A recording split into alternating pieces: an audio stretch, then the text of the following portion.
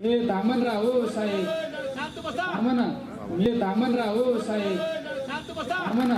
मी जर आहे बहिणीला लय त्रास होतो, खरंच होतो, मला माहिती हो. मी लय ग्राउंड लेवलचा कार्यकर्ता आहे. तिकडे ना बाकी रेट मध्ये ना 1000 रुपये वाढवल ना म्हणून टॅक्स इकडे वाढवा तिकडे वाढवा, हे बंद करून टाका. तर बिचार आहे ना आमच्या आया बहिणी तरी तिच्या आईला व्यवस्थित राहत्या ना. अरे हे लय अवघड आहे ना. तर असंच आहे ना, त्यांना सांगितलं ना मी तर करणारच आहे. माझ्या डोक्यातच खात माझं राज्यात सरकार चांगल्या ताकदीने आलं ना आणि माझं जर वरच्यांनी ऐकलं ना, मी तर म्हणणार पहिले हे बंद करावं, हे बंद करावं. मला तर लय राग आहे, पण तेच माझ्या नशिबात, तेच माझ्या पाठी पुजलेल्या. आता माझा मोबाईल बंद झाला, डिस्चार्ज झाला. आता अंधार पडला का फोन मला सगळे तेच.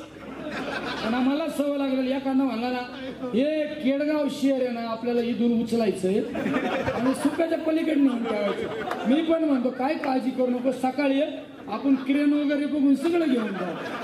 कारण त्याला जर मी म्हणलं अरे येड्या असं होतं का, तर आपल्याला डबल सांगतो. तुम्हाला कळतच नाही, तुम्हाला यासाठी खासदार केलं का.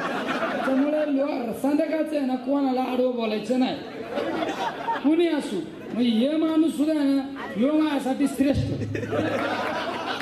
त्याच्यामुळे आहे ना भानगडीत पडायचं नाही. हे चालत आहे हे की म्हणजे असे नाही, हे पण पुण्यवानी लोक काय, ते मला बाहेरच नाही निघून द्यायचे. सगळ्या प्रकारचे चालू लागायचं तर पृथ्वी त्याला ते शिवाय जुळत नाही.